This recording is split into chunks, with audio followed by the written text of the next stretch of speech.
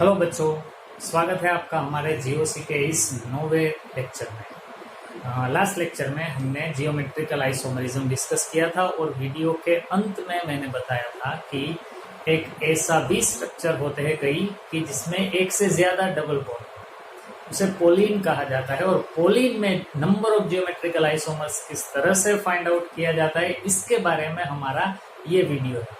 Video को अलग से बनाने का हेतु या मोटिव एक ही है कि आप जब भी चाहे फ्यूचर में ये how to find the total number of geometrical isomers, तो आप इस वीडियो को अलग से देख के रिवाइज कर सकते हैं।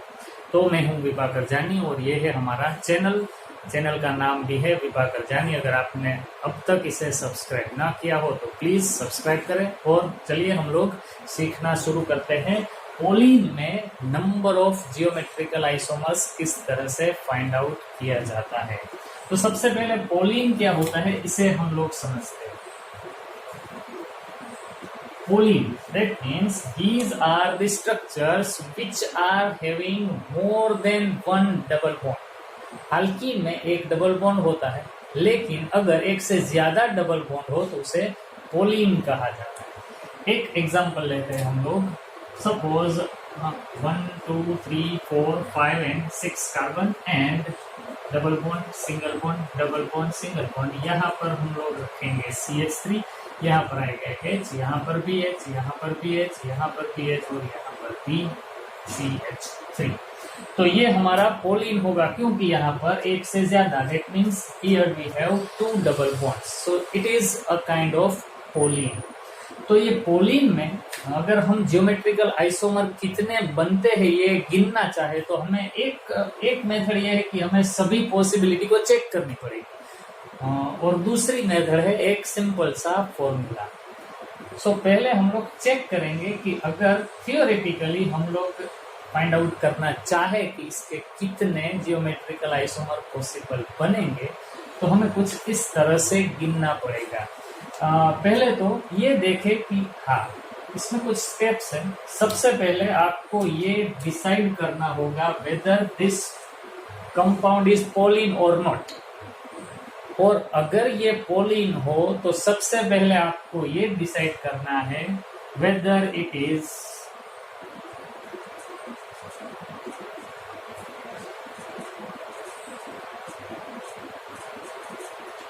सिमेट्रिक और नॉन सिमेट्रिक। पहले हमें ये डिसाइड करना होगा कि ये सिमेट्रिक है या नॉन सिमेट्रिक है। दूसरा हमें ये डिसाइड करना होगा कि उसमें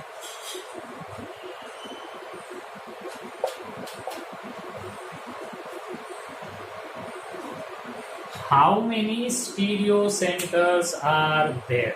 अगर ये सिमेट्रिक और नॉन सिमेट्रिक हो सॉरी, तो उसके बाद हमें फाइंड आउट करना है कि how many stereo centres are there. I am saying the word stereo centre, not double bond, because सभी समय पर डबल बॉन्ड गिनने से हमें ये पता नहीं चल पाएगा कि सभी डबल बॉन्ड स्टीरियो सेंटर है क्या। ऐसा भी होता है कि डबल बॉन्ड होते हैं लेकिन वो स्टीरियो सेंटर नहीं होते, उसमें सिस ट्रांस आइसोमरिज्म नहीं होता डबल बॉन्ड होने के बावजूद भी।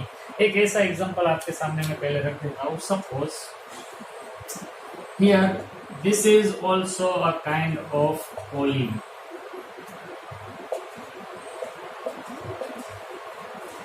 This is also a polyene which is having 2 double bond, but it doesn't have 2 stereo center. Why? Because these 2 carbons which are having double bonds, but this carbon is having 2 same functional group, that means 2 hydrogens. अगर हम इसे इस तरह से लिखें तो आपको आसानी से समझ में आ जाएगा कि यहाँ पर डबल बॉन्ड है, लेकिन ये 2 hydrogen same functional groups are attached with this carbon, therefore this carbon और this double bond is not a stereo centre. तो डबल बॉन्ड हो तो स्टीरियो सेंटर हो ही, ऐसा जरूरी नहीं है। तो हमें फाइंड आउट करना है how many stereo centres are there. Double bond को गिनने से हमारी बात खत्म नहीं होती। दैट मीन्स आप अपने दिमाग में से ये बात निकाल ही दीजिए कि हमें total number of double bond count करने हैं। नहीं, हमें काउंट करने हैं stereo centres. So how many stereo centers are there? Stereo centers can either be even number or odd number. ये दोनों के लिए डिफरेंट फॉर्मूलाज होंगे जो हम सीखने वाले हैं इस लेक्चर। ओके, तो काम शुरू करते हैं। सबसे पहले हमने ये देखा कि ये मोलेक्यूल कोलिन है, और दूसरा हमने ये भी देखा कि ये सिमेट्रिक है कि नहीं। यहाँ पर 6 कार्बन है, अगर मैं बीच में से डिवाइड करूं तो दोनों तरफ 3 कार्बन आते हैं और दोनों ही तरफ का स्ट्रक्चर सेम होता है। Therefore this is our symmetrical structure. तो ये हमारा सिमेट्रिकल स्ट्रक्चर बना। अब अगर स्ट्रक्चर सिमेट्रिकल हो तो पॉसिबिलिटीज क्या क्या रहेगी? फर्स्ट ऑफ ऑल हम इसको नंबर देंगे, यहां से शुरू करें या यहां से शुरू करें, दोनों ही कंडीशन में नंबरिंग सेम ही रहेगा। देखते हैं 1 2 3 4 5 and 6। So name of this compound will be hex 2 4 diene. यहां से भी अगर हमने नंबरिंग किया होता तब भी नाम वही बना। तो अब हम चेक करते हैं कि suppose second carbon and fourth carbon which are having double bond, then which kind of isomerisms are possible. अगर ये दूसरा कार्बन और तीसरे कार्बन के बीच में जो डबल बॉन्ड है, ये कार्बन के साथ जुड़ा हुआ मिथाइल और हाइड्रोजन और इसके साथ जुड़ा हुआ हाइड्रोजन और ये बड़ा सा ग्रुप 2 कंडीशन में हो सकते हैं, या तो सिस में या तो ट्रांस में। तो सेकंड कार्बन अगर सिस हो, ऐसी भी पॉसिबिलिटी है, और सेकंड कार्बन ट्रांस हो, ऐसी भी पॉसिबिलिटी है। अब फोर्थ कार्बन को अगर हम चेक करें तो वहां पर भी ये दोनों हाइड्रोजन एक ही तरफ हो तो ये बनेगा सिस, और दूसरी तरफ हो तो वो बनेगा ट्रांस। तो पहली कंडीशन, दूसरा और चौथा दोनों कार्बन सिस कंडीशन में हो, एक स्ट्रक्चर बनेगा। दोनों ही ट्रांस कंडीशन में हो, दूसरा स्ट्रक्चर बनेगा। एक और पॉसिबिलिटी है, पहला सिस ही रहे लेकिन दूसरा ट्रांस हो, तो ये हमारा तीसरा स्ट्रक्चर बना। अगर कोई ऐसा भी इमेजिन करे कि पहले को ट्रांस रखते हैं और ये दूसरे को ट्रांस रखते हैं और चौथे को सिस रखते हैं, तो क्या चौथा जियोमेट्रिकल आइसोमर बनता है? जवाब होगा नहीं, क्योंकि ये दोनों सेम ही बनेंगे, क्योंकि ये मॉलिक्यूल सिमेट्रिकल है। अगर इसे 2 नंबर कहे और इसे 4 कहे, या फिर उस साइड से गिने तो इसे 2 नंबर कहे और इसे 4 कहे, दोनों ही कंडीशन में स्ट्रक्चर सेम ही बनेगा। एक सिस और दूसरा ट्रांस कहो, या एक को ट्रांस और दूसरे को सिस कहो, ये दोनों ही कंडीशन में सेम स्ट्रक्चर बनता है। That means here we have total number of geometrical isomers are 1 2 and 3. So if we have this kind of structure, then we can have total 3 geometrical isomers, not 4. तो ये तो हमने सभी possibilities check की। यहाँ पर हमारे पास 2 ही डबल बॉन्ड थे, 2 से ज्यादा हो तो हमें ये प्रोसीजर कुछ लंबी करनी पड़ती है। तो अगर ऐसा हो और टाइम कंज्यूम ज्यादा हो रहा हो तो इसे रिजोल्व करने के लिए एक फॉर्मूला भी है, वो हम लोग अब थोड़ी ही देर में सीखेंगे। तो ये तो था सिमेट्रिक मॉलिक्यूल। सिमेट्रिक मॉलिक्यूल हो और यहाँ पर जियोमेट्रिकल आइसोमरिज्म, सबसे पहले हम लोग ये फाइंड आउट करेंगे कि स्टीरियो सेंटर कितने हैं, और उस स्टीरियो सेंटर के हिसाब से हमने चेक किया। अब एक ऐसा मॉलिक्यूल भी देख लेते हैं जो सिमेट्रिक ना हो। अगर इसे मिटा देता हूं, और ऐसा अगर आपको जरूरी लगे तो वीडियो को पॉज करके इसका स्क्रीनशॉट ले ले, या फिर अपनी नोट में लिख भी ले। ओके, तो दूसरा एग्जांपल लेते हैं जिसमें कि नॉन सिमेट्रिकल पोलिन हो। नॉन सिमेट्रिकल पोलिन बनाने के लिए 1 2 3 4 5, सपोज 6 ही रखते हैं। सपोज यहाँ पर हम लोग 6 कार्बन रखे और यहाँ पर डबल बॉन्ड रखे, यहाँ पर सिंगल बॉन्ड रखे, यहाँ पर डबल बॉन्ड रखे, यहाँ पर सिंगल बॉन्ड रखे और इस कार्बन के साथ एक क्लोरीन को अटैच कर दे और इस कार्बन के साथ एक ब्रोमीन को अटैच कर दे, तो ये कुछ डिफरेंट सा स्ट्रक्चर बनेगा। यहाँ पर एक ही हाइड्रोजन आएगा, यहाँ पर एक, यहाँ पर एक, यहाँ पर एक और यहाँ पर दो chlorine. 1 2 3 4 5 and 6 carbon, 1 chlorine and 1 bromine. अगर हम इस मोलेक्यूल को बीच में से यहाँ से डिवाइड करें तो हमें दोनों ही साइड सेम स्ट्रक्चर नहीं मिलता। CH double bond CH CH2 के साथ यहाँ पर Cl है, लेकिन यहाँ पर CH double bond CH CH2 के साथ यहाँ पर ब्रोमीन है। तो ये ऐसा पोलीन हुआ, दो डबल बॉन्ड है, दैट मीन्स पोलीन तो है ही, लेकिन ये ऐसा पोलीन है कि जो नॉन सिमेट्रिकल है। So this is a non symmetrical molecule हुआ। तो अगर हम इसमें फाइंड आउट करना चाहे कि कितने जियोमेट्रिकल आइसोमर्स बनेंगे, तो पहले सभी कंडीशन को चेक करते हैं जैसे हमने पहले किया था, लेकिन वो प्रोसेस बहुत ही टाइम कंज्यूमिंग है। लेकिन फिर भी हम लोग पहले सीखेंगे तो वो ही, उसके बाद शॉर्ट मेथड जिसमें एक फॉर्मूला आता है। ओके, तो पहले तो हम लोग नंबरिंग करेंगे। इस तरह क्लोरीन है और इस तरफ से ब्रोमीन है, तो किस एंड से हम लोग नंबरिंग करेंगे? ब्रोमीन की ओर से, क्योंकि alphabetically bromine is having priority then chlorine. So 1 2 3 4 5 and 6। तो यहाँ पर भी दूसरे और चौथे कार्बन पर डबल बॉन्ड है, यहाँ पर भी ऐसा ही था, लेकिन ये सिमेट्रिक था, किसी भी ओर से हम लोग गिने सेम ही नंबर आते थे। यहाँ पर ऐसा नहीं हो सकेगा। तो यहाँ पर अब हम लोग गिने तो सेकेंड कार्बन और फोर्थ कार्बन, सपोज सेकेंड और फोर्थ दोनों ही सिस हो तो ये एक स्ट्रक्चर बनेगा। अगर दोनों ही ट्रांस हो तो ये दूसरा स्ट्रक्चर बनाएगा। पहला सिस रखे, दूसरा ट्रांस रखे, ये सिस और ये ट्रांस, दोनों हाइड्रोजन सेम साइड, यहाँ पर दोनों हाइड्रोजन ऑपोजिट डायरेक्शन, तो ये ट्रांस। और चौथी कंडीशन भी पॉसिबल बनेगी, ये वाला ट्रांस हो, ये सिस। यहाँ पर ये चारों के चारों स्ट्रक्चर अलग होंगे। क्यों? क्योंकि हमारा मोलेक्यूल नॉन सिमेट्रिकल है। तो अगर मैं कहूँ कि इस मोलेक्यूल में कितने जियोमेट्रिकल आइसोमर्स बने, हमारा आंसर होगा 4। यहाँ पर भी 2 डबल बॉन्ड थे, यहाँ पर भी 2 डबल बॉन्ड ही है, फिर भी यहाँ पर सिर्फ 3 जियोमेट्रिकल आइसोमर्स बनते थे, यहाँ पर बन रहे हैं 4। So total number of geometrical isomer for this compound is 4. तो ये तो हमने सभी पॉसिबिलिटीज को चेक की प्रैक्टिकली, लेकिन इससे भी कम समय में हम लोग ये डिसाइड कर सकेंगे अभी कुछ ही देर में कि किसी भी पोलीन में how many number of geometrical isomers are there. अब हम उस पर आगे बढ़ते हैं, लेकिन उससे पहले वीडियो को पॉज करके ये भी आप लोग लिख लीजिए और कुछ और भी एग्जाम्पल मैं आपको बताना चाहता हूँ।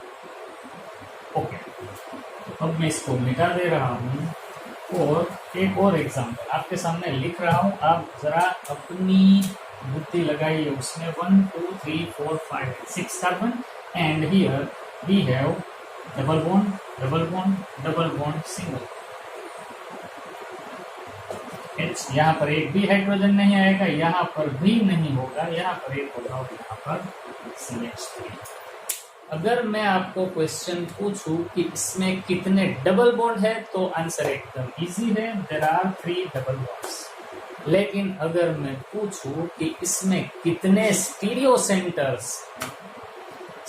सेंटर को अगर मैं पूछूं तो आपका जवाब क्या होगा?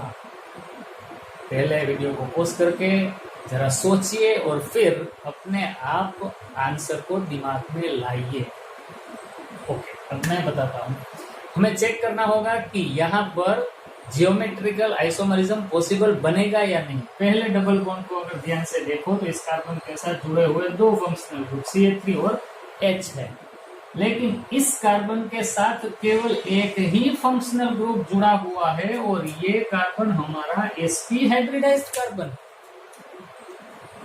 जियोमेट्रिकल आइसोमरिज्म तो sp2 हाइब्रिडाइज्ड कार्बन में पॉसिबल बनेगा, और अगर साइक्लिक स्ट्रक्चर हो तो sp3 में, लेकिन sp हाइब्रिडाइज्ड कार्बन में जियोमेट्रिकल आइसोमर पॉसिबल नहीं बनेंगे। सिस ट्रांस यहाँ पर नहीं बन पा रहा है, तो ये हमारा डबल बॉन्ड होने के बावजूद भी स्टीरियो सेंटर नहीं है।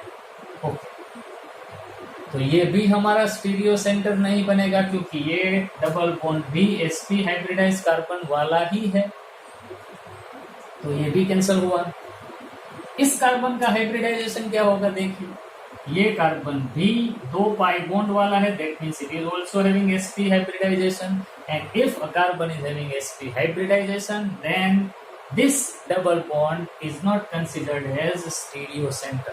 That means in this structure, though there are 3 double bonds, but it doesn't have any stereo center. And stereo center नहीं है, इसका मतलब ये हुआ कि इसका एक भी जियोमेट्रिकल आइसोमर नहीं बनेगा। ये ऐसा पोलीन है जिसमें कि जियोमेट्रिकल आइसोमर बनेगा ही नहीं। पोलीन होने के बावजूद भी जियोमेट्रिकल आइसोमरिज्म नहीं बनेगा। क्यों? क्योंकि डबल बॉन्ड है, लेकिन एक भी डबल बॉन्ड स्टीरियो सेंटर नहीं बन रहा है, इसीलिए इसके कोई भी जियोमेट्रिकल आइसोमर्स नहीं बनेंगे। बहुत ही इंपॉर्टेंट पॉइंट है ये, अपनी नोटबुक में कहीं पर लिख कर रखिए इसे। डबल बॉन्ड हो लेकिन स्टीरियो सेंटर ना हो तो जियोमेट्रिकल आइसोमरिज्म नहीं बनता। sp hybridised carbon geometrical isomerism नहीं देते। ओके, आगे बढ़ते हैं। अब फॉर्मूला की बात करते हैं। तो ये दोनों के हमने जियोमेट्रिकल आइसोमर्स गिने, अब हम फॉर्मूला का यूज करके इसे गिनने वाले हैं। पहले इसकी बात कर लेते हैं, नॉन सिमेट्रिकल मॉलिक्यूल। एकदम इजी है। अगर हमारा पोलीन नॉन सिमेट्रिकल हो, अगर हमारा पोलीन नॉन सिमेट्रिकल हो, यहाँ पे लिखता हूं for non symmetrical pollen,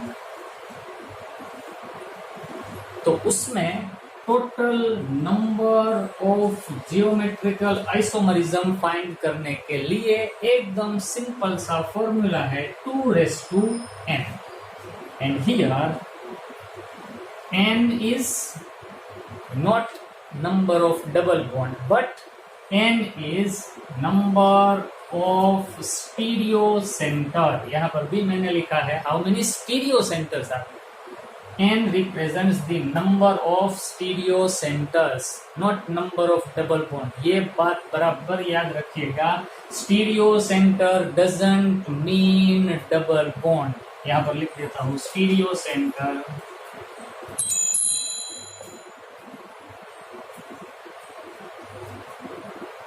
doesn't mean double bond। stereo center doesn't mean double bond। number of double bond, it doesn't mean there are that many number of stereo centers are also present। ऐसा नहीं होता। हमने अभी कुछ ही देर पहले ही ये बात को चेक किया था। तो हमें चेक करना है कि स्टीरियो सेंटर है कि नहीं, डबल बॉन्ड में। तो इस स्ट्रक्चर में तो दोनों ही स्टीरियो सेंटर है। That means for this structure the number of n will be 2। In that condition 2^2 that means 4। सो अगर हमारे पास दो स्टीरियो सेंटर हो, किसमें? नॉन सिमेट्रिकल पोलीन में। नॉन सिमेट्रिकल पोलीन में अगर हमारे पास दो स्टीरियो सेंटर हो तो उसके total number of geometrical isomer बनेंगे 4। मैं नॉन सिमेट्रिकल की बात कर रहा हूं, एकदम इजी है। पहले ये देखो कि ये पोलीन है, दूसरा ये देखो कि ये सिमेट्रिकल है और नॉन सिमेट्रिकल। अगर ये नॉन सिमेट्रिकल है तो ये भी देखना है कि स्टीरियो सेंटर है कि नहीं। अगर स्टीरियो सेंटर है 2, 3, 4 तो 2^n करके हम लोग total number of geometrical isomers गिन सकते हैं। कुछ एग्जांपल लेंगे हम। ओके, अब बात करते हैं सिमेट्रिकल। सिमेट्रिकल में दो कंडीशंस आएगी। नॉन सिमेट्रिकल का तो एक ही फॉर्मूला है 2n, बात खत्म। 2n करके नॉन सिमेट्रिकल पोलिन में total number of geometrical isomers गिन सकते हैं। लेकिन अगर कोई सिमेट्रिकल मॉलिक्यूल है तो वहां पर दो कंडीशंस, जैसे मैंने पहले बताया, इवन और odd number of stereo centres. तो इसे अब चेक करते हैं। चलिए इसे मैं मिटा देता हूँ, वीडियो को पॉज करके इसे भी आप लिख लीजिए। ओके, तो अब हम सिमेट्रिकल मॉलिक्यूल और ओड और इवन नंबर, इस बात को चेक करके उसके total number of geometrical isomers find करेंगे। इसका हमने किया था, आंसर आया था 3। लेकिन अब चेक करते हैं कि यहाँ पर odd number of stereo centre है या इवन नंबर है। तो यहाँ पर तो स्टीरियो सेंटर हमारे 2 है, that means it is an even number. तो अब मैं फॉर्मूला बनाता हूं फॉर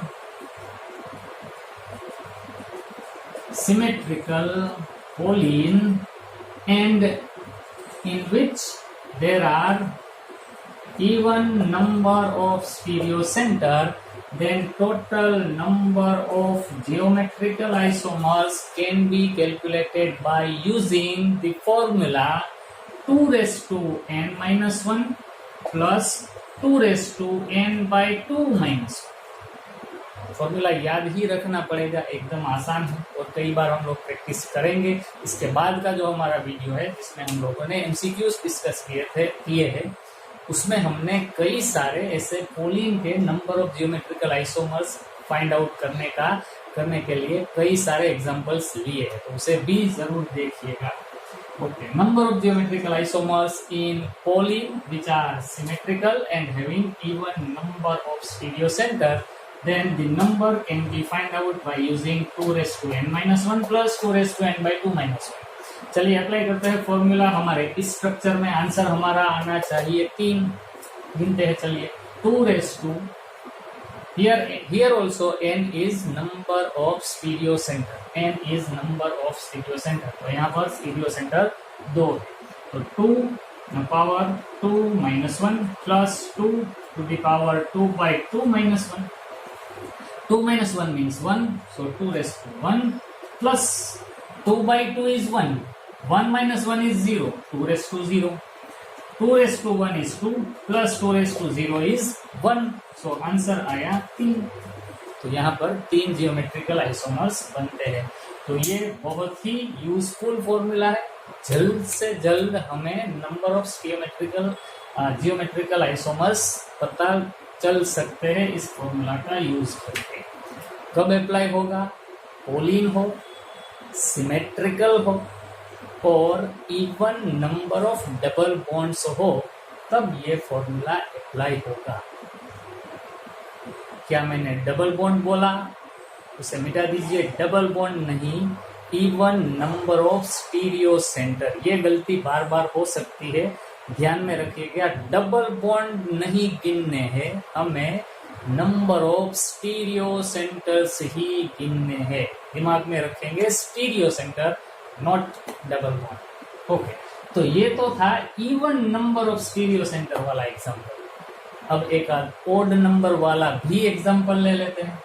तो मुझे इसे मिटाना पड़ेगा, आप वीडियो को पॉज करके ये भी लिख लीजिए, फिर हम लोग आगे बढ़ते हैं। ओके, तो अब हम एक एग्जांपल ऐसा लेते हैं जिसमें सिमेट्रिकल मॉलिक्यूल हो लेकिन स्टीरियो सेंटर ओड नंबर में हो।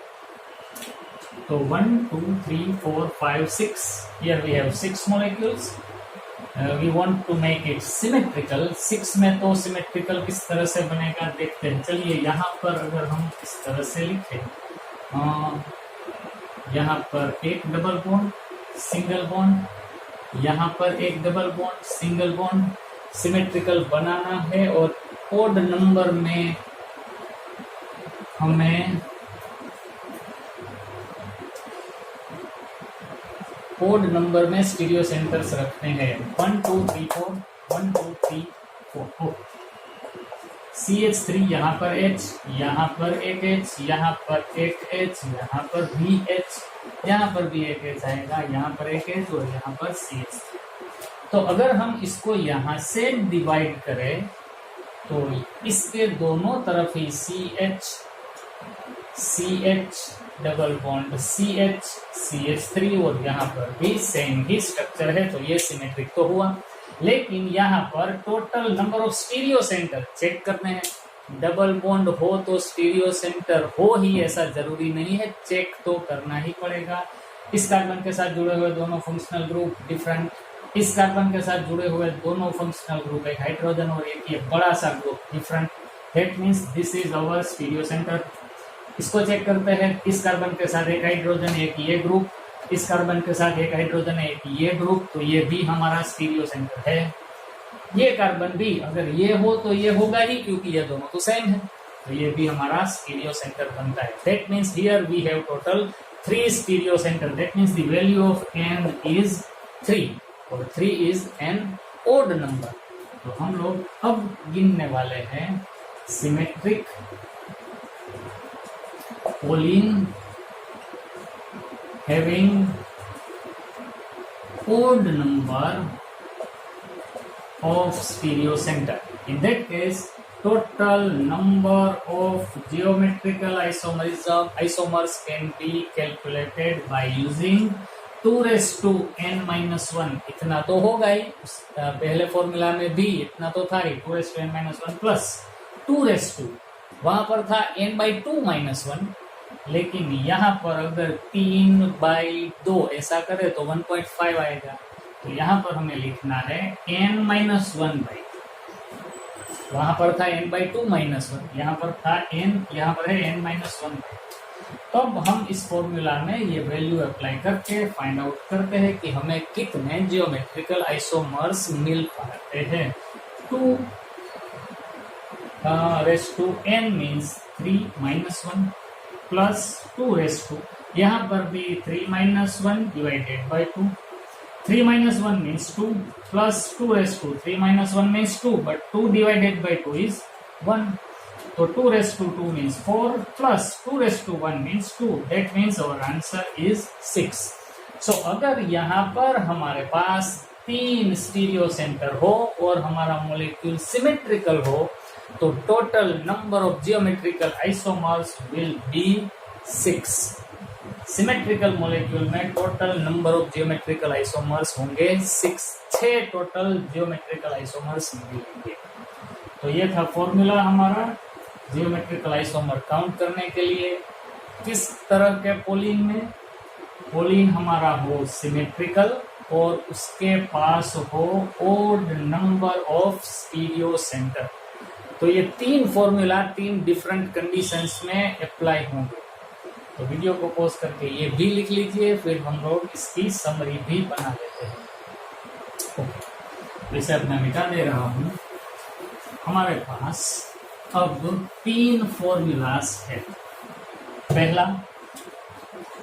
पहला फॉर्मूला 2 raised to n कब अप्लाई होगा? हमारा pollen should be non-symmetrical. If our polyene is non-symmetrical, then total number of GI can be calculated by 2 raised to n. That's it.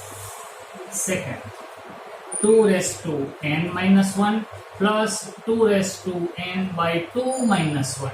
कब apply होगा?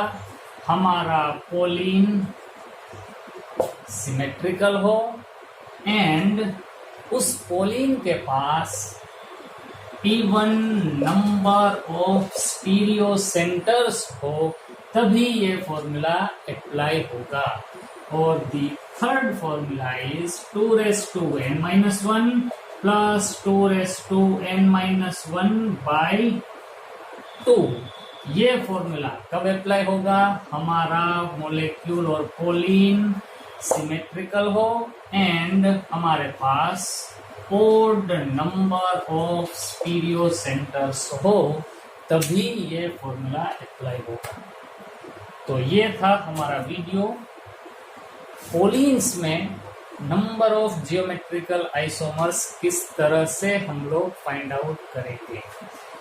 तो इसका एक अलग से वीडियो बनाने का मोटिव मैंने आपको वीडियो की शुरुआत में बता ही दिया है। ये बहुत ही इम्पोर्टेंट टॉपिक है, आप कभी भी जब भी चाहे तब इसे आसानी से देख सके, इसलिए हमने इसका एक अलग से वीडियो बनाया है। हमारे जियोमेट्रिकल आइसोमर्स के पार्ट 3 में पॉलिन और जियोमेट्रिकल आइसोमरिज्म के रिलेटेड 15 एमसीक्यूज हमने शामिल किए हैं। आप वो वीडियो भी देखिए ताकि आपको जियोमेट्रिकल आइसोमर और पॉलिन की बढ़िया सी प्रैक्टिस हो जाए। तो फिर से एक बार आप सभी से गुजारिश, अगर आपने ये चैनल को सब्सक्राइब ना किया हो तो प्लीज़ इसे सब्सक्राइब करें। अगर आपको अच्छा लगा हो तो लाइक करें, अच्छा ना लगा हो तो डिसलाइक भी करें और अपने सजेशंस और कमेंट्स ज़रूर कीजिए। Okay, thank you.